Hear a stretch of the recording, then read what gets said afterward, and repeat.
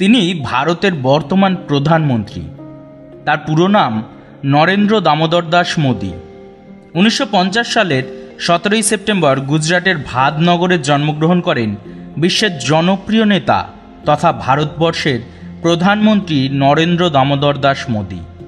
এছাড়াও তিনি গুজরাটের সবচেয়ে দীর্ঘকালীন মুখ্যমন্ত্রী ছিলেন, অক্টোবর 2001 থেকে মে 2014 পর্যন্ত। একজন দারিদ্র্যপীড়িত চা বিক্রেতা ছেলে থেকে একজন উন্নয়নমুখী নেতাতে পরিণত হওয়ার এই গল্প আজ গোটা বিশ্ব জানে। নরেন্দ্র মোদী গুজরাটের ভাদনগরে একটি নিম্ন মধ্যবিত্ত পরিবারে জন্মগ্রহণ করেন।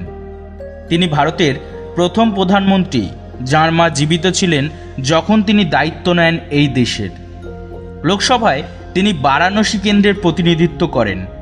2014 সাল থেকে তিনি ভারতের বর্তমান প্রধানমন্ত্রী এবং এর আগে তিনি 2001 থেকে 2014 সাল পর্যন্ত গুজরাট রাজ্যের মুখ্যমন্ত্রী হিসাবে দায়িত্ব পালন করেছিলেন। লোকসভা নির্বাচনের 2019 সালে নরেন্দ্র মোদী সমাজবাদী পার্টি শালিনী যাদবের বিরুদ্ধে প্রায় 4,79,000 ভোটে জিতেছেন। ভারতের প্রধানমন্ত্রী হিসেবে দ্বিতীয় মেয়াদে 30 মে 2019 তারিখে তার শপথ গ্রহণ অনুষ্ঠানের আয়োজন করা হয়। তিনিই প্রথম বিজেপি নেতা যিনি তার 5 বছরের মেয়াদ শেষ হওয়ার পর দ্বিতীয় মেয়াদে নির্বাচিত হয়েছেন।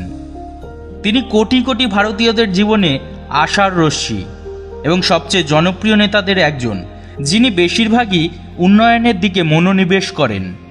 এমনকি আমাদের প্রধানমন্ত্রী নরেন্দ্র মোদীর मैं भी চৌকিদার স্লোগানটি শ্রমের মর্যাদার উপর এবং শ্রমিক শ্রেণীর সমর্থনেই প্রথম বলেছিলেন।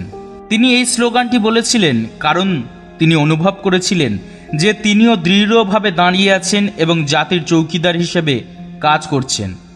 তিনি প্রত্যেক ভারতীয়দের উদ্দেশ্য করে বলেছিলেন, এই ভারতবর্ষে যিনি ভারতের অগ্রগতির জন্য দুর্নীতি, নোংরামি, সামাজিক মন্দ ইত্যাদির বিরুদ্ধে লড়াই করছেন, তিনিও একজন চৌকিদার। 2014 সালের নির্বাচনে নরেন্দ্র মোদী যুব সম্প্রদায়কে নিজের স্লোগানের মাধ্যমে নিজের দিকে টেনে আনেন এবং বিজেপিকে একটি চিত্তাকর্ষক বিজয়ের দিকে নিয়ে যান। আপনি কি জানেন যে প্রথমবারের মতো বিধায়ক হিসাবে তিনি গুজরাটের মুখ্যমন্ত্রী হয়েছিলেন এবং প্রথমবারের মতো এমপি হিসেবে তিনি ভারতের প্রধানমন্ত্রীও হয়েছিলেন। তিনি সর্বদা জোর দিয়ে বলেন, আসন্ন যুগ জ্ঞানের যুগ, তবে ধনী, দরিদ্র বা শক্তিধর যে দেশই হোক, তারা যদি এগিয়ে যেতে চায় কেবল জ্ঞানই তাদের সেই পথে নিয়ে যেতে পারে। দেশের প্রধানমন্ত্রী সম্পর্কে এমন অনেক তথ্য রয়েছে যা অধিকাংশের কাছে অজানা। রাজনীতির সঙ্গে মোদীর যোগসূত্র তৈরি হয়েছে অনেক ছোট বয়সে। মাত্র 8 বছর বয়সে তিনি লক্ষণ রাও, মাধব রাও ইনামদারের নির্দেশনায় RSS এর জুনিয়র ক্যাডেট হয়েছিলেন, যিনি পরে মোদীর পরামর্শদাতার ভূমিকায় অবতীর্ণ হন। যৌবনেই সন্ন্যাসের প্রতি তাঁর আকর্ষণ, হিমালয়ে প্রায় 2 বছর নির্জনে কাটিয়েছিলেন। সেখানেই তিনি ধ্যানে মগ্ন হন এবং হিন্দুত্বের দর্শন গ্রহণ করেছিলেন। কেবল একজন রাজনীতিক নন মোদী, বই পড়ায় তাঁর অপার আগ্রহ। এমনকি গুজরাটে থাকাকালীন একাধিক কবিতা লিখেছিলেন দেশের প্রধানমন্ত্রী। 13 বছর গুজরাটের মুখ্যমন্ত্রী থাকাকালীন নরেন্দ্র মোদী একদিনও ছুটি নেননি।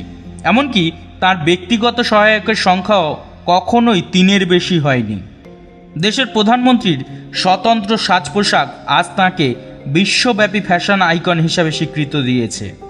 তার পছন্দের পোশাকের ব্র্যান্ড জেড ব্লু আহমেদাবাদেরই বাসিন্দা। তাঁর পোশাক পছন্দ থেকে আজ আইকনিক মোদি জ্যাকেট, মোদি কুর্তার মতো জামা কাপড় আলাদা করে ব্যবসা করছে। ইন্দিরা গান্ধীর পর তিনিই একমাত্র প্রধানমন্ত্রী যিনি নিরঙ্কুশ সংখ্যাগরিষ্ঠতা নিয়ে দ্বিতীয়বার কেন্দ্রের সরকার গড়েছেন। প্রধানমন্ত্রীর সোশ্যাল মিডিয়ায় প্রায় 92 মিলিয়ন ফলোয়ার রয়েছে। এখান থেকে স্পষ্ট, সোশ্যাল মিডিয়ায় প্ল্যাটফর্মে বিশ্বের সবচেয়ে জনপ্রিয় নেতাদের একজন তিনি। স্কুলে থাকাকালীন থিয়েটারের প্রতি প্রধানমন্ত্রী মোদীর আগ্রহ ছিল অপরিসীম। নাট্য প্রযোজনাগুলিতে জীবনের চেয়ে বড় চরিত্রে অভিনয় করতে পারদর্শী ছিলেন। তাঁর এই গুণই নিঃসন্দেহে জনসাধারণের কাছে তার ব্যক্তিত্বকে আরও উজ্জ্বল করে তুলেছে। ধন্যবাদ এতক্ষণ আমাদের সাথে থাকার জন্য। আমাদের ভিডিওগুলি যদি আপনাদের ভালো লাগে তবে অবশ্যই আমাদের পাশে থাকবেন।